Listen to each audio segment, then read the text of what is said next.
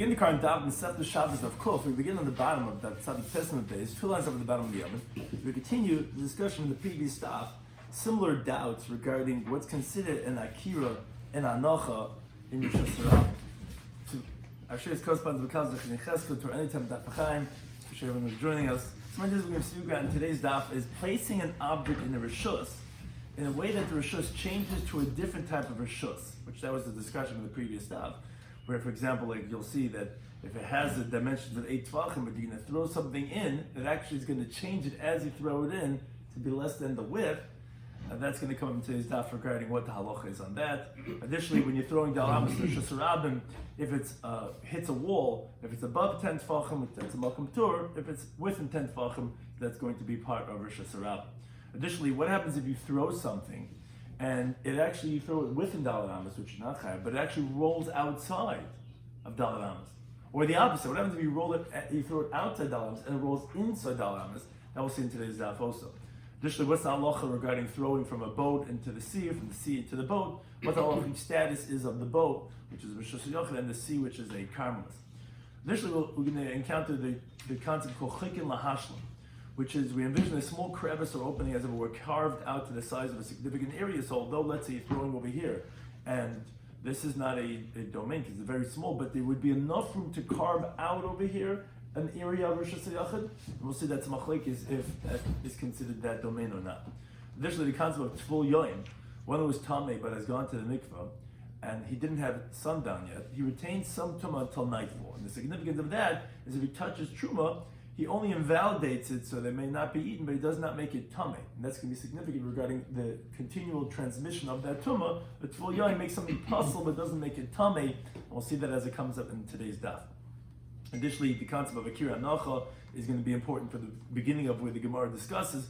As we said all along, Akira is that you have to pick it up from a resting position. It's going to be something actually a little bit different than we've ever really mentioned it. We're going to discuss Akira in the sense of that has to have been down before you pick it up. You can only pick up something if it was originally placed down. And Anacha is to a resting position. Therefore, we're going to see regarding certain cases, is it really in a resting state to be considered that you're doing the Akira? Also the concept of telemaslakin, which is that if you have a mound that's not really totally vertical, it will depend on what the degrees are and what area did it really gather the height to say if we consider it as a wall or is it really horizontal. What the parameters will be defined for considering it as a wall. Additionally, the concept of a karmelis, which is not considered Rosh Hashanah or Rosh Hashanah, it's only a rabbinically prohibited area. So begin the current daf. We're in the Tzaddik Testament base, where the Gemara is discussing now the Amud Rav. And again, it's a continuation from the previous stuff regarding the doubts of, as we said, is that considered an Akira and Hanacha, or is something lacking over here in Akira and Hanacha? Pshitali, so Rabbi says, it's obvious to me. Mayam agabi mayim. If you have water on top of water, which essentially the question is water considered to be resting? Because the water is not necessarily a stationary object. So he says, it's obvious to me that Hainu Hanuchasim, that water is considered resting when it's on the water, and therefore if you take water from a body of water and you carry it out, that was an Akira. You picked up something from its stationary place, because the water is water, so although water is liquid and it might not necessarily be as static as a solid, but that's considered its placement, that's the norm, and when you pick it up, that's your Akira. So if you pick up water from where it is, and this is where it's important. It is hanocha. It was already pre-placed, so when you picked up, you did an akira, that you'll be chayav when you carry it to let's say, another domain. Now, let's say egois. So egois al gabe mayim. Let's say you have a nut on top of water. So we continue to have a kofar ben aleph. So lav hayna hanachasim. That's not, so to speak, placed. It's not resting position. If you pick it up from there, you didn't do an akira. Akira is something that was stationary, and you lifted it up, and then you make it stationary. It was never stationary. It's not considered resting. So therefore, that's not an akira. You're not going to be chayav. Even if it's not moving, what's it? The water is still. Yeah, it's a good question. But what does it mean not moving? It's not on a solid. So therefore, that's not considered. Right. Yeah. So I'm saying, meaning, actually, there is a discussion regarding something submerges down to the bottom of the water. But here, it's on the surface of the water. That says the Gemara. That's not considered an akira. Now the question is like this. Rava says, Egois b'kli. Let's say you have the nut in the bowl. B'kli tzavak abimayim, and the bowl is floating on the water. Now you're learning Talmud. right? Ma, what's the halacha? What's the question? Mirin, do we say baser egazali? Do we go based on the nut? V'hanach, the nut is resting in the resting position. It's not. See, this is what the difference like on water, right? In the bowl, it's staying static as a normal placement. Maybe baser kliyazli. Maybe go based on the bowl. And that's not in the total resting position, because on water, and if it's not totally resting. Says the Gemara, take what that says, not clear what the halach would be. In such a case, what do we go based on the nut, or do we go based on the bowl? Now, we have a similar type of discussion. Let's say you have oil on top of wine, and you have on the Shabbos table, the wine spilled, and then the oil from the dressing, you have oil on top of wine. Regarding the laws of Shabbos, says the Gemara, it's machlekes Rabbi Yechon Rabbanan. It's machlekes Rabbi Yechon and Rabbanan regarding if we consider the oil as placed on the wine, meaning, do we view it as one liquid? If it's one liquid, so it's like the water on the water. It's haynuhach. It's the same thing. So it's in a resting position because that's what it is. But if we consider it as two liquids, then it's not in a resting position because obviously it's not static. So that's essentially how the Mefarshim explained what the Gemara is comparing here. This machlekes, Rabbi Yechon and Rabbanan, it's not like learn the Mishnah Masechus is Tvul Yon. What's the machlekes? So the Mishnah says like this: Shemen, if you have shemen of truma, shetzalfa gabayim, it's floating on wine of truma. The nugget Tvul Yon b'shemen, and it's Tvul Yon. Someone who immersed himself, immersed himself that day, but didn't have sundown yet. And Rashi explains why we're picking specifically Tvul Yon is because it's Tvul Yon, he only invalidates what he touches, but he doesn't make it tummy. What's the difference between invalidating and tummy?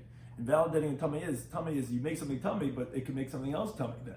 Puzzle says this becomes tummy, let's say, but it doesn't contaminate anything further. So you'll see the importance of if we consider shemen and yain as the same thing or not.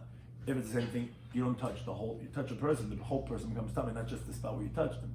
So if you touch the whole oil is going to become tummy. Question is, what's with the yain? What's with the wine? So therefore, says the Tani Kamaseder Rabbanan Lo Pasul Ela Shemen. The only thing that becomes invalidated is the oil because it's not attached to be like one.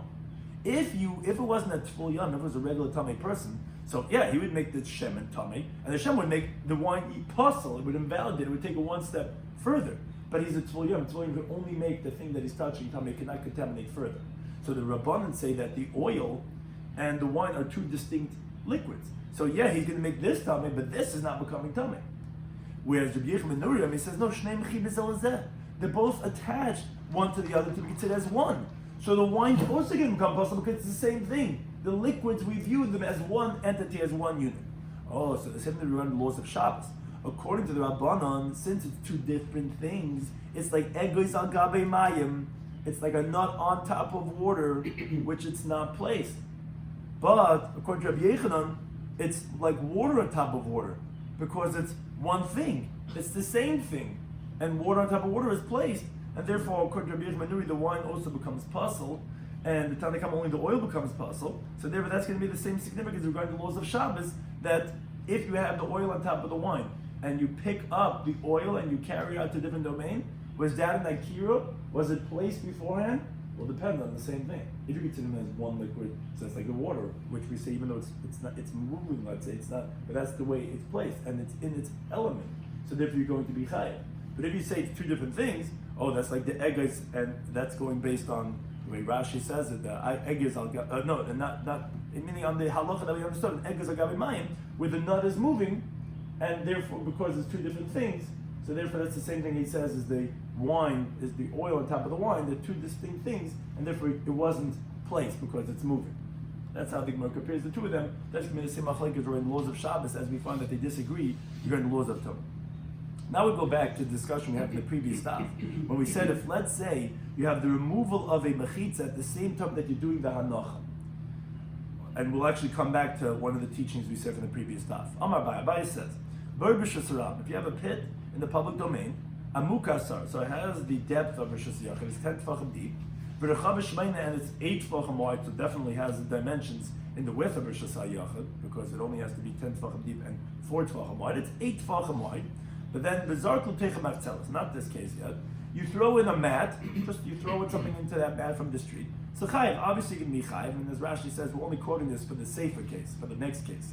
Because we want to tell you, chilka b'mafzeles, let's say when you throw in the mat, so the first case was showing that let's say the mat falls horizontally. So okay, of course you're going to be chayav. You threw it from the street into a bonafide rishus hayachid. But the safer, which is the next case, the case we're quoting right now, let's say when you threw it in, it fell in vertically. Chilka ben Avtzel's, you now just split the pit with the mat, so pat you can be exempt, which is teaching us because when you put down the object, which is the hanacha, and at the same time it's doing siluk mechitzas, it's removing the dimensions, but you can be patur. Over here, what happens is when you put it in and it falls in the middle, you don't have on either side 4 tvachim because the width, the thickness of the mat takes up space. So you have less than 4 tvachim this side, less than 4 tvachim this side. So you didn't throw it into any rishus hayachid. So therefore you're going to be patur. Says the Gemara, this was Abaya's teaching. Abaya, according to Abaya, the pshit talei, it was obvious to him. The machzelas mevatla mechitza. He said, yeah, in this case, the mat is going to nullify the walls of that bar. So koshken chliya. For sure, when you have the case of the previous stuff of Rabbi Yechanan, when you have that clump of earth, the mevatla mechitza, that you throw it down, and let's say it was 10 tefachim deep, and you threw it in, and now 1 tefach of earth goes and makes it into 9 tefachim deep. So for sure there, as we said in the previous stuff, since you're nullifying that earth, you want the earth to stay over there. So this is for sure, according to Abaye, in that case the previous stuff, it's for sure going to be mevatel mechitzasa, and you're not going to be chayiv v'dal nacha. Because here a mat, you're not necessarily keeping it forever, and still he says you're going to be patur. For sure in this case, when you're leaving the earth over there, and it's making it into only 9 tvachim, that's not a rishus hayachid, but for sure you can be patur. However, according to Rabbi Yechanan, they have in the previous stuff, he asked this case of the 10 tefachim deep, and you threw in a tefach earth, and that at the same time the hanocha was mevatel mechitzasa. He asked it as a question. So mafzelas pshita de mevatel mechitzasa is the case of Abaye. For sure, he would hold that it's actually not mevatel the mechitzas, because even if you would say of his case of removing the walls and the placing the object is happening at the same time, that you can be pater, which Rabbi Yechanan had as a question. Here, for sure, in Abaye's case, he would hold that you can be chayiv because he's not being mavatal that machzelas to stay there all along, and it's like the case of the devela shleina, like the sticky fig, which we said, oh, that's not mavatal the mechitzasa because that's not to remain over there, and therefore, again, although Abaye says this case you can be pater, and therefore for sure, Rabbi Yechanan's case he would hold you can be pater. Rabbi Yechanan, who has a doubt regarding this case, even if he would hold that here you would be chayiv, pater. Here for sure he's going to hold that you can be chayiv, because he's not going to hold like Abaye, because you're not being mavatal that machzal to stay over there, and therefore the Gemara is just pointing out that discrepancy between Rabbi Yechanan and Abaye. Another related halacha, Vamar Abaye, again from Abaye. So in Bar Mishra Sarah, there's a pit in the public domain. That's amuka, sorry, that's 10 tefachim deep for the chavar abba, and it's 4 tefachim wide. Now, so that's the dimensions of a rishus hayachid, but it's malaya maya, like a pit, often is. It's filled with water. V'zarik l'teicha, now you throw from the rishus harabim something that lands in the pit of water. For example, a stone or water which it could land. The stone could submerge to the bottom, or the water could lay on top of the water. So it's going to have hanacha, because if you threw a nut on top of the water, it wouldn't really be hanacha. That's addressing, like similar to what you were alluding to before. The stone will land to the bottom, so therefore you could have a hanacha. Well, the water is hanacha because water on top of water is considered place. So then says the Abaye, chayiv, you can be chayiv.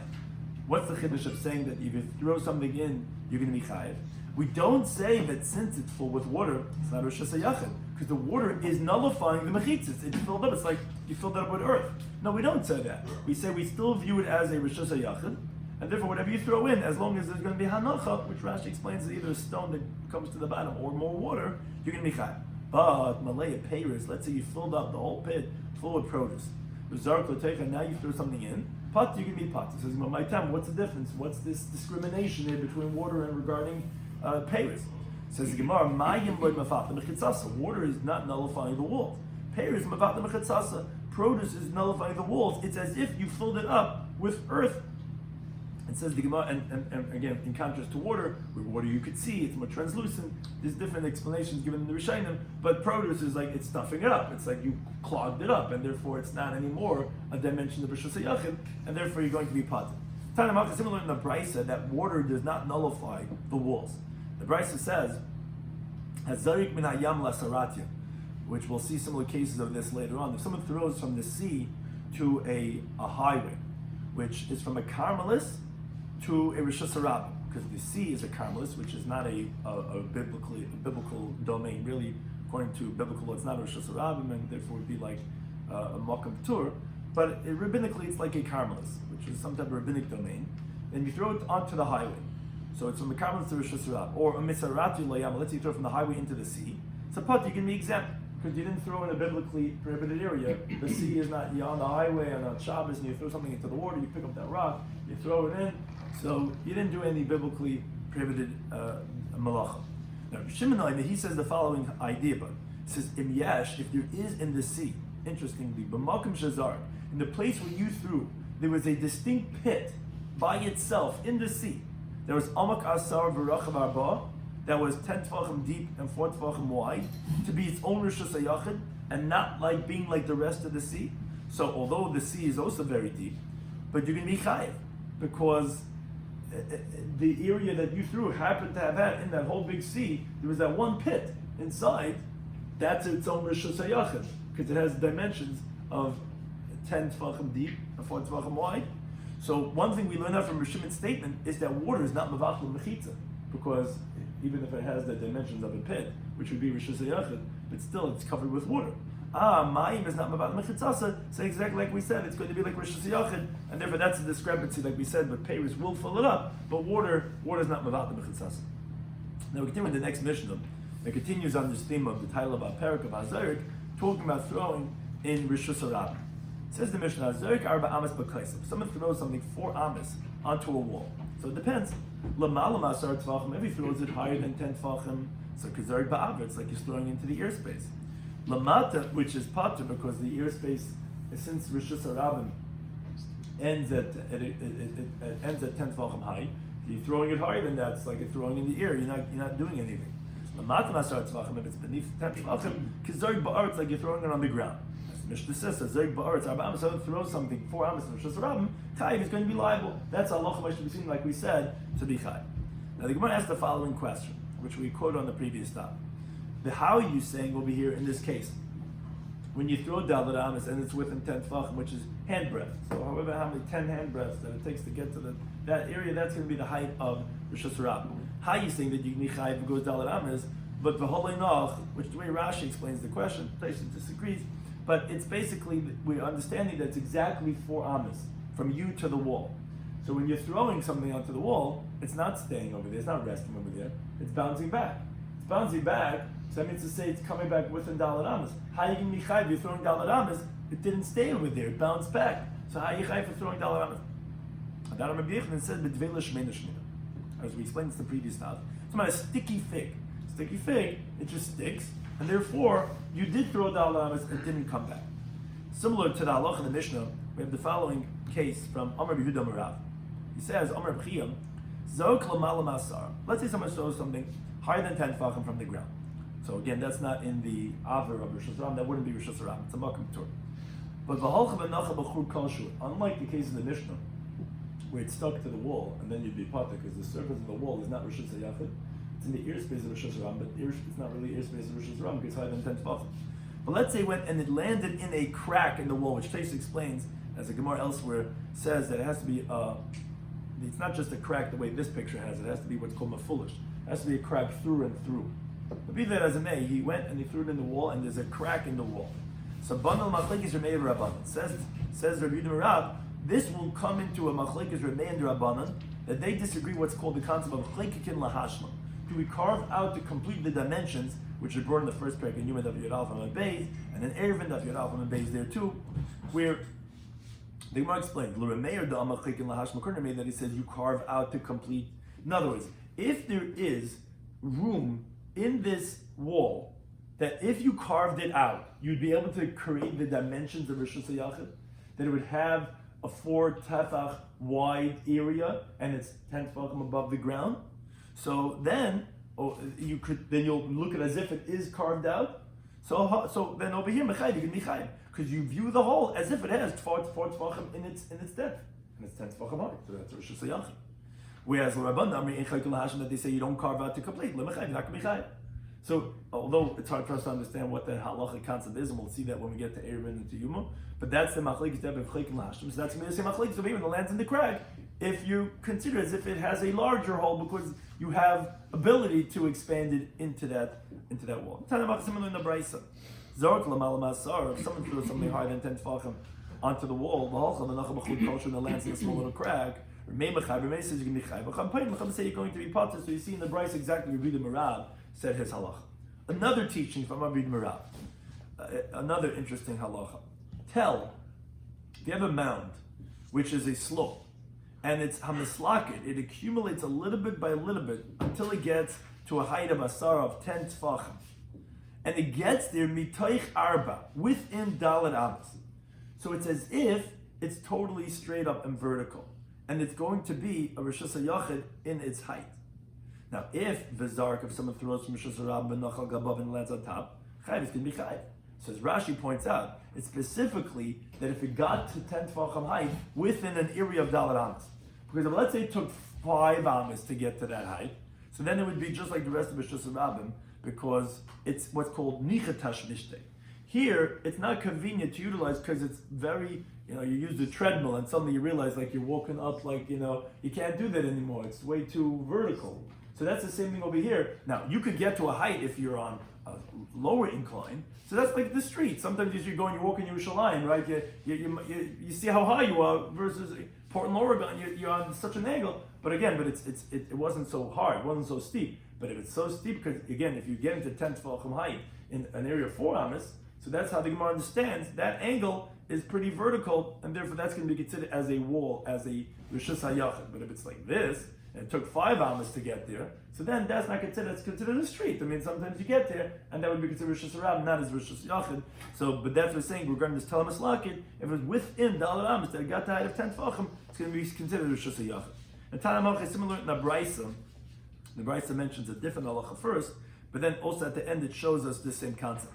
The Brisa is saying mavoi, which mavoi is what's commonly called like a dead end, which you have these houses in the courtyards that open up into the common area, and here's Rosh Hashanah, sheshavel l'teichai, where it's level to what's inside, but v'nasa midrain l'Rosh Hashanah, but there's a slope to Rosh Hashanah, which there's 2 different cases which you don't see here in the picture specifically, but if let's say the ground of the mavoi was higher, this was higher than that of Rosh Hashanah. So you have to make a slope going down from the opening towards Rosh Hashanah, or the other way, Shabbos Rosh Hashanah. Let's say the beginning of the Mavoi is equal to that of Rosh Hashanah. The Nasa Midron L'Teichai, which is more like the picture you see over here, which the Rosh Hashanah was higher than the ground of the Mavoi, and including the entrance of the Mavoi, from the opening and a little bit within, the height was like the height of Rosh Hashanah, let's say for a width of an amma or a half amma, and then it slopes down towards the middle wall, meaning towards here. So either way, either the height of the Mavoi was higher than Rosh Hashanah was higher than that of the Mavoi. So says the Brisa, Isa Mavoi in Tzarach. That Mavoi doesn't need loy lechi v'loy kaira. As we'll discuss in Masechtas Eruvin, when you want to make an Eruv, you have to make either a side post, which is called a lechi, which is a vertical stick standing by the entryway, or a kaira, which is a cross beam. But be that as it may, this Mavoi doesn't require either one of them. Why?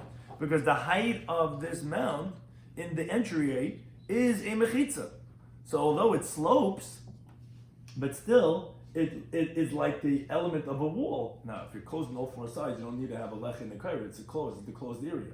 So therefore, says the Brisa, that case would not require. Now, similarly, the Brisa concludes, which this says explicitly what we're bringing into support for Reb Chanina ben Gamliel. He says, Talam eslaket asar metoch arba, a mound that gathers 10 tefachim within dalet amas. And you throw on top of it, you can be chayv. Again, both of these halachas are saying a similar idea, which that's supporting what we said, that concept, which is that although it's a mound, but if it gathers within dalet amas, that's considered like a wall, and therefore that's going to be a chiyuv of a rishus hayachid. Whereas if let's say within hey amas, so that's already considered like rishus harabim, and not like that of rishus hayachid. So now look at the next mishnah. Continuing on this theme regarding throwing in rishus harabim. Let's say you throw something within dalet amas, but when it's galgal chutz dalet amas, it rolls out of dalet amas. So pater, you're going to be exempt. But let's say chutz dalet amas. Let's say you throw out of dalet amas. When it's galgal tev dalet amas, it rolls within dalet amas. So then chayiv, then you're going to be chayiv. Now, as Rashi explains, which is very much discussed over here, it's not that it fell on the ground. over here when you threw out of Dalet Amos and that it rolled inside. Because then we wouldn't have to tell you, obviously, if you threw it here and then the wind happened to bounce it back in, doesn't mean you're not going to be chayav. Rather, what I mean to say is that the wind blew it in from the ear. It was in the ear, and you threw it out of Dalet Amos, and then it blew it back in. Even though it blew it back in, you're going to be chayav. We'll discuss exactly why that is as the Gemara opens up the Gemara's question. The Gemara says that, what do you mean, b'holei nach? The Gemara asks, how can you say that when you throw it out of Dalet Amos, that when it lands back inside, you're going to be chayiv? What do you mean? Why do you go based on what you threw, but it didn't land? If it didn't have hanacha, so you never did the malacha, why are you chayiv? Even though you threw it outside, you throw it outside, and then before it lands, the wind blows it inside. So you take that paper airplane, and then it never landed, and then it comes and lands inside. So I never did a zrika of Dalet Amos. Why would you be chayiv? So Amar B'Yichni says, "B'husha nacha gabi mashu." You're right. It's talking about that it landed on something a little bit, and then it rolled back in. Which Rashi says actually the same thing would be if, let's say, it stayed in the ear, it stayed for a moment, and then it came back in. Which Rashi says that's also considered hanacha if it's within 3 tefachim from the ground.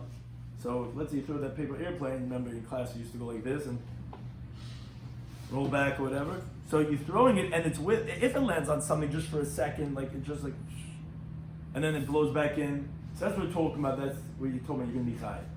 Well, Rashi even says even if it doesn't land on anything, but it stays there, and then it rolls back in. That momentarily stop is going to be considered enough of hanacha, where even though it rolls back in, you're going to be chayav. That's how similar in the brisa. Zar chutz Dalet Amos. We throw something out of Dalet Amos. V'dechfasei haruach. And then the wind blows it back when it's still in the ear space, and it brings it back in. So even if, let's say, the wind then takes it back out, so now it actually ends up landing, meaning you threw it outside Dalet Amos. The wind blows it in, and the wind blows it out. So actually, Pater give me example. But let's say the wind holds on to it for a moment, meaning it keeps it stationary in this place a little bit for a moment out of the Dalet Amos. So even though it brings it back in, that's exactly the point that we said. As long as there's somewhat of a hanacha out of Dalet Amos, whether it be on some type of object, or even in the ear space, it was contained for a second within Gimel Tvachim from the ground, then you're going to be chayav if it comes back in. But if it wasn't, you're going to be pat. So why was Dalet Amos? Why do you put it? Which case? If you do it in Dalet Amos and then out of Dalet Amos. Why are you going to be pater? Because you it's not. If you you had hanacha in. That's no. Why? Because you had it's considered hanacha in within Dalet Amos. So just like you're saying that you chayav from outside because you had hanacha outside because it was stationary for a little. Just like Rabbi Yochanan is qualifying. Actually, that's this picture over here. The one that you're asking, if you threw within Dalet Amos went outside, if it's loinach and chanami, you'd be chayav. But Rabbi Yochanan is explaining, actually I didn't even do that part of the slide, but that's what you're alluding to. Rabbi Yochanan says, in our case, that's where you can be chayav. So it depends. To do with machshava, with discovery. I hear what you're saying. You're asking if a person's kavana was... We learned it before. But I'm saying the passion, the kavana is that he... It's either he wanted the inside or he wanted it outside, but his kavana is to have... Well, it could be that case that we said that he says wherever it's going to be. Then he says, he's going to be chayav because he says wherever it's going to land, it's going to land. It was wrong about the way it's stable. The wind keeps it steady. Yeah. So, but that's not its natural state. Compare that to the water situation we had.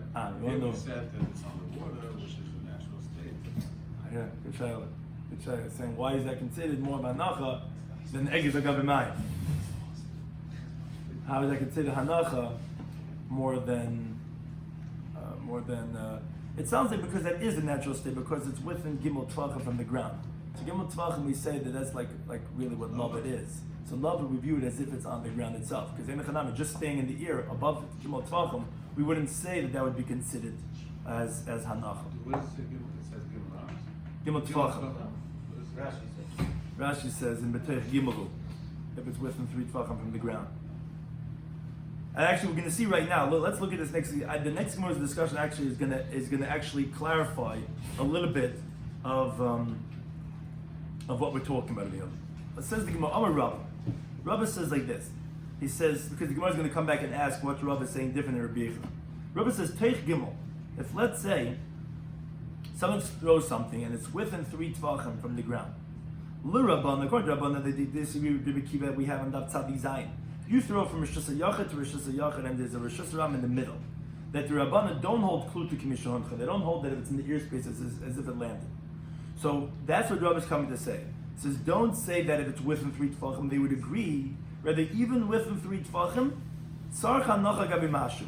It has to land on something. So let's say if it passed the whole Rosh Hashanah, even within 3 tefachim from the ground, a stealth bomber, it's under the radar, it's within 3 tefachim from the ground, you're going to be pater. It has to land on something. Which Rashi says also the nafkamina would be, let's say if someone throws Dalet Amas, and when it's about to land, and it reaches within 3 tefachim from the ground, he remembers his mistake. As we'll actually see this on Daf Kuf Beis and 2 Daf, that you can be pater because when you do a shigoga, it has to be from the beginning to the end that you made a mistake. We don't say that it already landed because it's within 3 tefachim. No, the Rabbanu hold that you don't say kultik mishoncha. We say even if it's within 3 tefachim, it has to land on something to be considered that it landed. It's not enough just to be within 3 tefachim. Now, Yosef Marim become a lot of shmaita. So this teaching of Rava that he said that according to Rabbanan, even if it's within 3 tefachim, we don't consider it as a landed. So Amalei Ravina Marima. So Marima, who was saying this teaching, Ravina said to him, "Is getin to the base." He says, "Wait a second. Lav hainu masnitin. Isn't this the halacha of our Mishnah? Again, what did we say in the Mishnah? We said that if you throw it out of Dalet Amas and it rolls back in, you're going to be chayiv. Now, but Rabbi Yechon had said regarding that teaching, he says, "V'husha nacha gabi mashahu." He says it has to land on something, whether that means to say literally on something or that it became stationary for a moment. But what we see is that if it didn't land on something, then no, meaning to say that you're going to be that if it didn't land on something, that you're going to be potter. From the fact that Rabbi Yechon didn't say, that it came within 3 tefachim. But Rashi speaks out the Gemara's question over here. Meaning to say the Gemara's question on Rav is, wait a second, what are you saying different than Rabbi Yechon? We already know this teaching from Rabbi Yechon. Rabbi Yechon said in the explanation of Lochav Mishnah that when you throw Dalet Amas and it goes beyond Dalet Amas, so he said that if it rolls back in, you're going to be chayiv. Why are you going to be chayiv? Never land. Rabbi Yechon says, no, what happened was it did land on something. Why do you have to say landed on something? Why didn't you just say it came within 3 tefachim from the ground and no achzah haruach? The wind didn't hold on to it, didn't land on something. Obviously because Rabbanan don't hold up to Teich Gimel. Even if it's within 3 tefachim from the ground, it's still not klutik kibishoncha. We're not going to say, like, really what your question essentially was, it's not landing on anything. I don't care if you say love it or whatever, it didn't land. So it didn't land. So that's why you don't say that. That's what Rabbi Yechon says it has to land on something. So Rabbi, what are you teaching? Your teaching is already inferred from Rabbi Yechon's teaching. That Rabbanan don't hold up Teich Gimel to say it as if it landed. Says the Gemara, no. Amalei said to him, you wouldn't know it from Rabbi Yechon's teaching. Miskalga kamer? Are you talking about the halacha of the Mishnah? You talking about something that rolls in the ear space? Miskalga, something that rolls, ain't seifel nuach. It's like literally, like similar to the paper airplane we described. It's not necessarily going to land at the end, and therefore we don't consider it as if it landed if it's within 3 tefachim. You throw that paper airplane and it's within 3 tefachim, we don't say it's necessarily going to land. It's something that rolls in the ear. So just as easy, the wind could take it in as it did, and if it didn't land on something or be contained for a moment in the ear space, you would say that you're going to be potter, as Rabbi Yechon is teaching. But Amalhai, in my teaching that I'm talking about, even the Sefer Noach, since it's a concrete object that's going to land, it's just that he remembers before it lands, and it actually does land. So I would tell you, even though it didn't land, Kamad Nachtam, it's as if it did land, because it's going to land. And it's already within 3 tefachim. And therefore, that's the Chiddush of Rabbi Kamash Malan, that no, it has to land on something. Even if it's something that's going to land. You know for sure it's going to land. It's not like something that rolls around in the air. It's going to land, even if it's within 3 tefachim from the ground. Rabbanan don't say Klutik B'Shoncha. And if let's say you remember of your mistake, you're going to be potter because the Hanacha didn't happen yet. That's why you needed Rabbi's teaching. You would not have known it from Yechon because it's not something that rolls. So one is destined to land, and the other one's not necessarily destined to land. Rabbi Yechon in the halacha of the Mishnah was it's not necessarily destined to land. So there you're going to say that if it didn't land on something, you're right, it's not hanacha. But my case, when you know it's going to land, if it's within 3 tefachim, you would have thought to say that it's already like it landed. That's why you needed Rabbi's chiddush to say that no, they don't hold of that, and even in that case, they're going to hold that it didn't have hanacha yet. Continue the next Mishnah. Staying on this theme of Hazarik in the different areas, now we're talking about in the sea. Hazarik b'yam arba amas. If someone throws something 4 amas in the sea, Pat is giving the example because the yam is considered carmelous. It's not a Rishus Rabbim, it's not a Rishus Yachid. It's considered as the rabbinically prohibited area. If he has to be in the water, so it depends what he's in then, because if he's in a boat, he's in Rishus Yachid. So then he's going to be thrown from Rishus Yachid to a carmelous, which is also going to be Pater, but that's just not the case we're describing over here. Here he's throwing in the sea. So he's in the sea. I don't know if he has to be on the sea itself. He might be able to be on something else that's a carmelous. But he's in the sea, he throws, so if he throws Dalam, he's going to be Pater. Now, but let's say, let's say it was a shallow pool of water, and the public domain walks over there. I mean to say, sometimes in the street, you have this huge puddle. So it's a body of water, it's like the sea, but it's like in the middle of the street. So sometimes you have flooding in streets, so you have this shallow pool of water in Rosh Hashanah. No Hampshire, I don't know where. In driveway, right? So Hazarek L'Teicha Dalet Amas Chayiv. If someone throws Dalet Amas in it, he's going to be Chayiv, right? In other words, we consider this shallow pool of water as part of the Rosh Hashanah. Now says the Mishnah, what is considered a shallow pool of water? I mean, what's the depth that you're going to say it's still Rosh Hashanah and it doesn't become a carmelous? What makes it still as part of Rosh Hashanah that as if the people walk through it?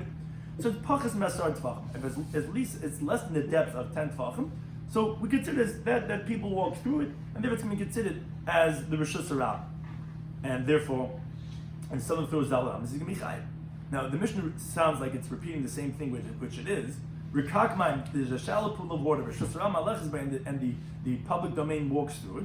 Hazarek B'Teicha Dalam is Chayiv. If someone throws Dalam, then it's going to be Chayiv. So the Gemara asks, wait a second. Rabbi says, we just repeated the same case 2 times in the Mishnah. And it wasn't a typo, it wasn't an editor's mistake. We're saying it 2 times. Now, why did we say it 2 times?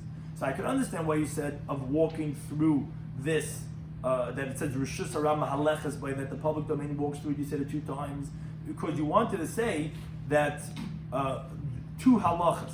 Hakamash, what's coming to teach us is that one of them is coming to tell us that if it's not normal for them to walk through, so then you're going to be pater. But when it's normal for them to walk through, you're going to be chayiv, because even though hiluch al de'at chak, even though it's not really a normal type of a walk, it's called under extreme situations, you're going to walk through such a puddle, shmehiluch, it's still considered walking through, and it's considered Rishus Haram it's going to be considered Rishus Haram. Fine, that's one time why you said it. Additionally, another time why you said the same case is to teach us that only hiluch al de'at chak shmehiluch. Only if it's something that for the public, they'll walk through it under extreme circumstances, it's considered that they walk through it, and then it's considered Rishus Haram. But tashmish, utility for the public, under extreme circumstances, like for example, this pit, that's 9 tefachim deep in Rishus Haram. So even though you could really conceal stuff and store things away in that pit, lo yishmei tashmish, it's not considered the utility of the public to make it into like a Rishus Haram, like a beam that's 9 tefachim high, which actually the Gemara said in the first paragraph, we do consider that as Rishus Haram because people shoulder their bundles on that thing, and even though it's not the dimensions, we're going to consider the 9 tefachim high not as a carmelous, but actually as Rishus Haram. But regarding, let's say, in depth, which is very difficult to have to reach down so low down, so although under extreme circumstances people do that, we don't consider it as Rishus Haram. So that's why we said it 2 times, the same case, for the element of hiluch. That if they're going to walk through it under extreme circumstances, we'll consider it that it's Rishus Haram. And that's one chiddush number 1. And the chiddush number 2 is that with tashmish, the utility of it, in not walking through, but storing things in, let's say, a pit, we'd not consider it Rishus Haram. But el rekak tereizimni. But the Gemara says, but regarding that, you're mentioning the shallow pool of water 2 times. Lamali, why do you need it? As Rashi explains, say a different aliyat chak. We understand why you want to say aliyat chak 2 times. But why are you saying the case of the shallow pool of water? Why don't you go ahead and say a different type of a case? Why are you saying the same case 2 times? Said the Gemara, yes, I'll tell you why. Because Chad b'Maisachama, one is telling you whether it's the summertime, but Chad b'Maisachama, one is whether it's the wintertime. It's really, you need to have both. The Itan Echad, had you only said one of them have a min hanamila, I would have said, when is this said b'Maisachama? When do we consider it as it's Rishus Harabim? In the summer months. Davidi inchi demaski lakori nafshay. It's normal for people to want to cool themselves off, and therefore people would walk through it, and then it's considered Rishus Harabim. But in the winter months, then it's freezing cold anyway. You're not walking into this cold puddle of water when it's in the street, and therefore we would not consider it as Rishus Harabim. Therefore I had to say b'meisek Shabbos. V'yeshmin b'meisek Shabbos. Had we only said the winter months, the kiva de metamfi, since we said, look, you're dirty anyway in the winter months. Lo yichbeslo, you don't care if you're walking through a puddle. In the summer months, everyone's all fresh and clean and summery. Then I would say you're not going to walk through a dirty puddle of water. That's why we had to say both of those cases of that of the rikak to tell you that it doesn't make a difference in summer months or winter months. You're going to go through that shallow pool of water, and therefore it's considered as part of the shasarab. That's one approach.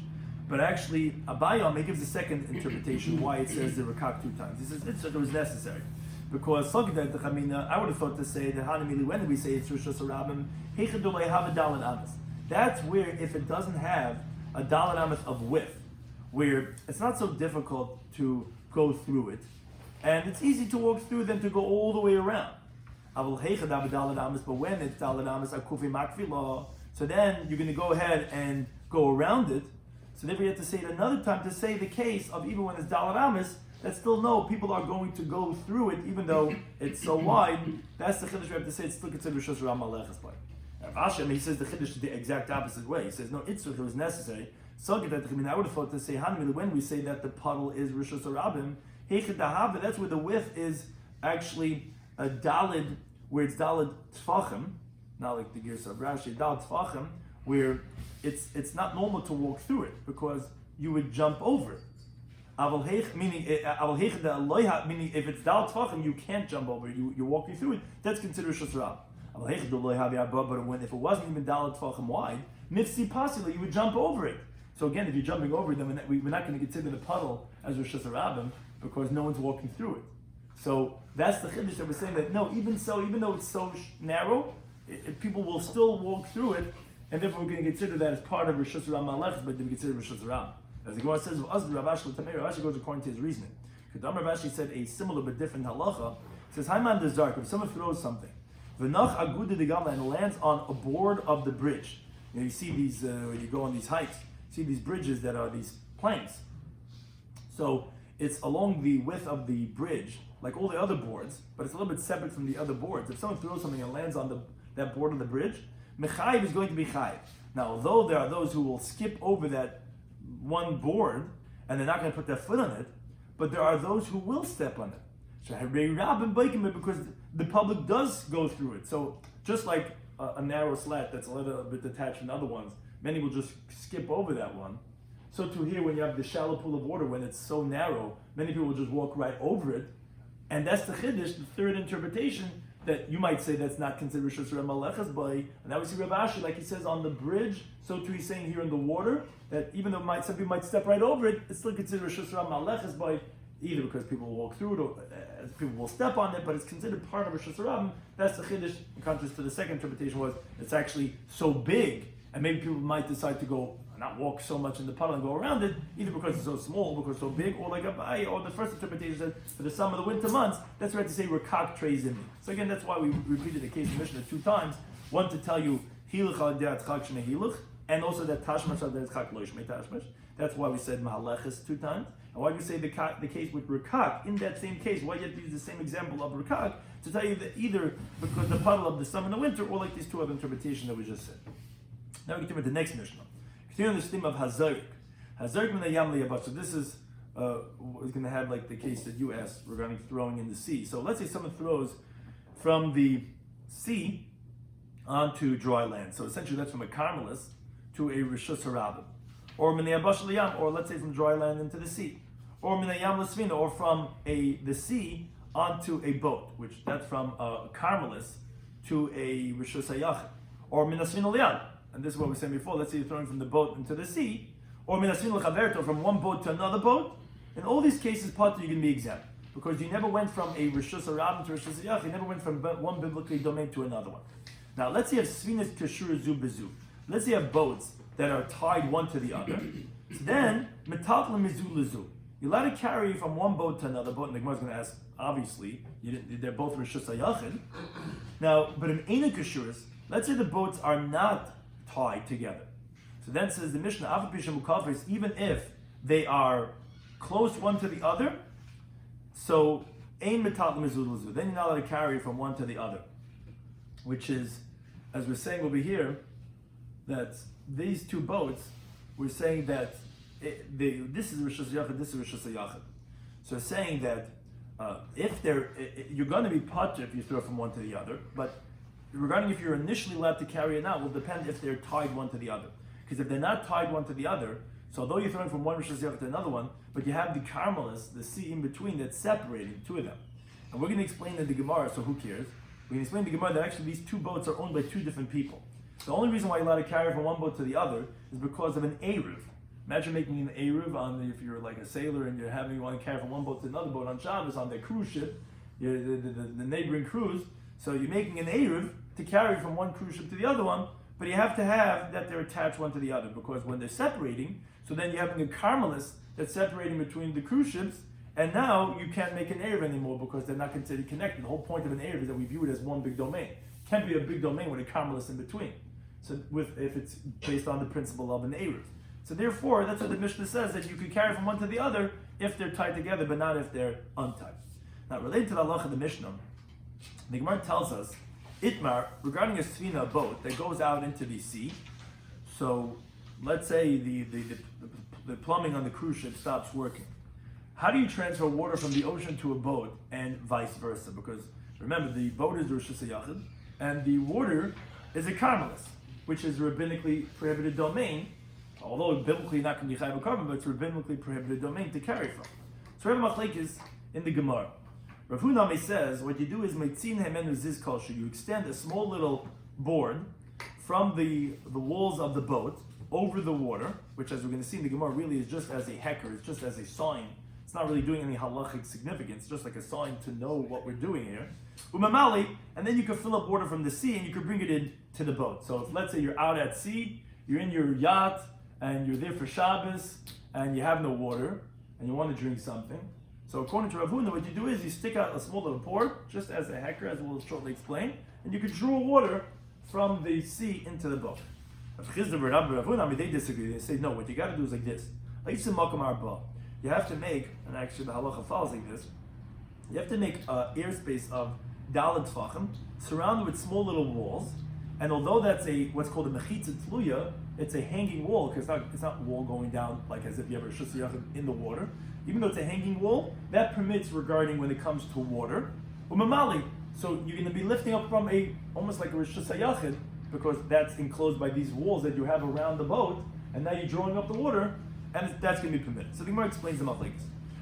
He says, why is this that you put out this small little board and you lift up? Because Kesava, he holds that really a Carmelis, which is really what the sea is, the 10 tfachim of the height that the Chacham gave for a Carmelis, we said in the first paragraph of Zayin and Aleph, we said that a Carmelis had the leniency of Rishus Yarabim and Rishus Yachid. So Rishus Yarabim has a leniency that is only up until 10 tfachim. Above 10 tfachim is not Rishus Yarabim anymore. But Carmelis, its prohibition is also only up until 10 tfachim.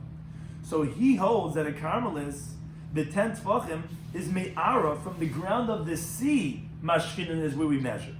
The avira and the airspace, which is above 10 tfachim. Even if it's water, makam pater, who it's an exempt area, it's a permitted area. It's a Swiss. It's an exempt area. So therefore, you're permitted to take the water because the water is above 10 tfachim from the ground. It's like from a makam pater. And truth is, therefore, bedinu, this is not that you wouldn't even require a ziz of protrusion coming out.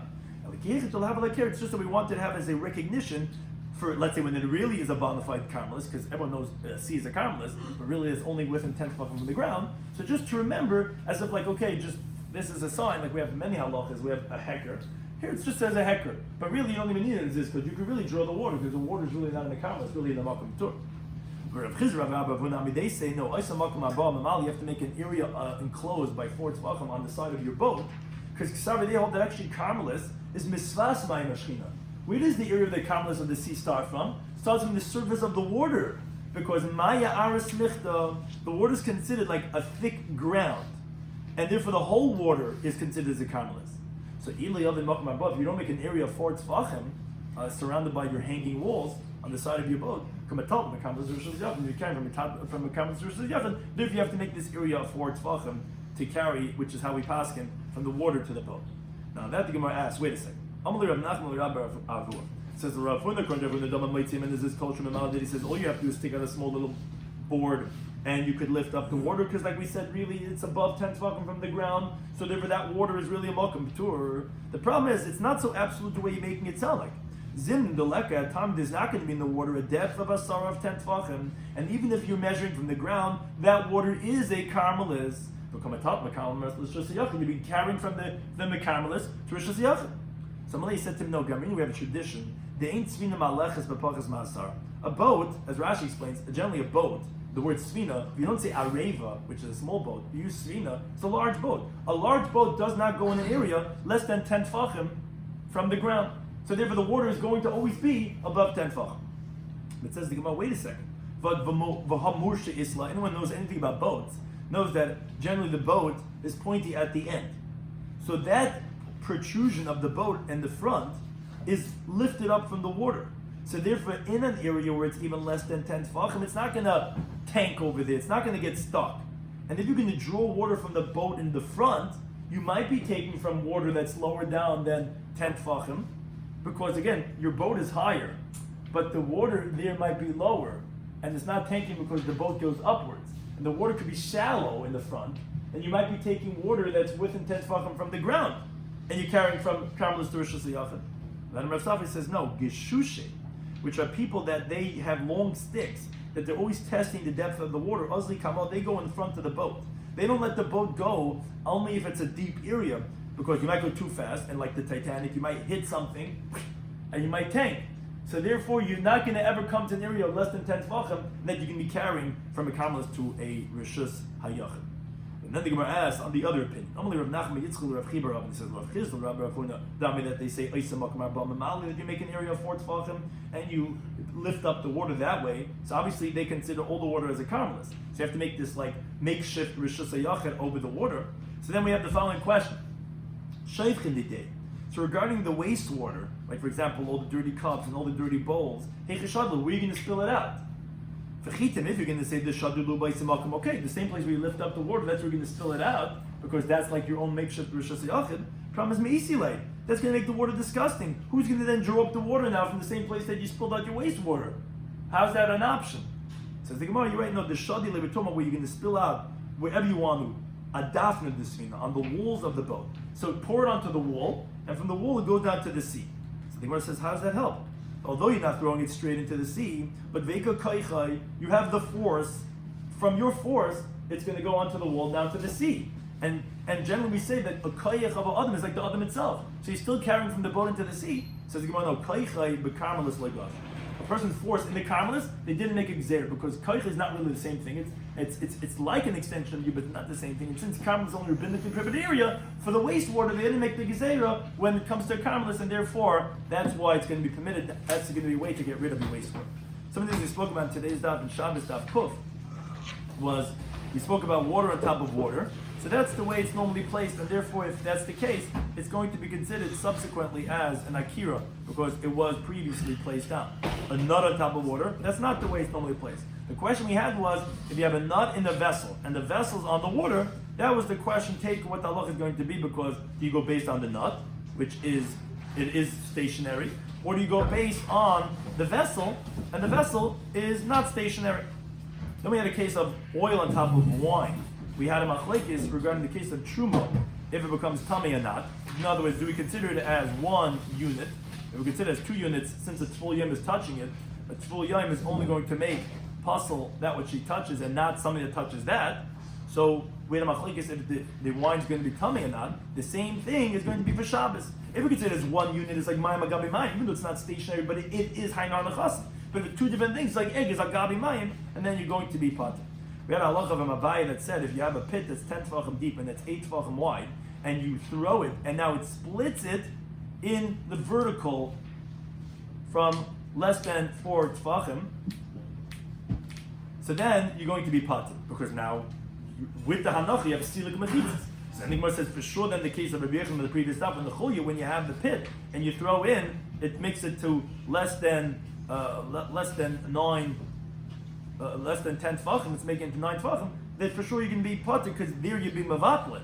Rabbi Yechon, however, who has a question regarding this case, even though he would hold here that your pater, would hold over here that you're going to be chayim. We said if you fill it up with water that you're going to be chayiv, because it's not mevatel the mechitzas. So if you have a pit filled with water, you're still going to be chayiv. But let's say it's full with pears, then you're going to be potter because the pears is mevatel mechitzasa. Then we can do with the next mission. If someone throws daled amas on the wall, so if it's above 10 tefachim, he's going to be potter because that's not what the space of Rishus Haram goes to. If it's beneath 10 tefachim, then he's going to be chayiv. And we said, but wait a second, it didn't land daled amas, it bounces back. So he said, no, but dvei lishmein, it's a sticky fig. That's why you have a hanach. Then we said, let's say you throw above 10 tefachim and it lands in a hole that's just a small hole. So he said it's going to be a machlekes from Rabbanan if what's called chaykin lahashim. To review is the space to carve out. People that look at a house, a handyman's delight, you say, okay, is there what to do over here with this? Same thing is if you could carve it out, it would be a domain of Rishus Yachid because it had 4 tefachim deep. Then it's going to be chayiv according to one opinion, according to the other one, you can be potter. Then we said also another interesting case. Let's say you have a mound that's maslakat. It gets to a height of 10 tefachim. Depends in what incline it's going to be reaching 10 tefachim high.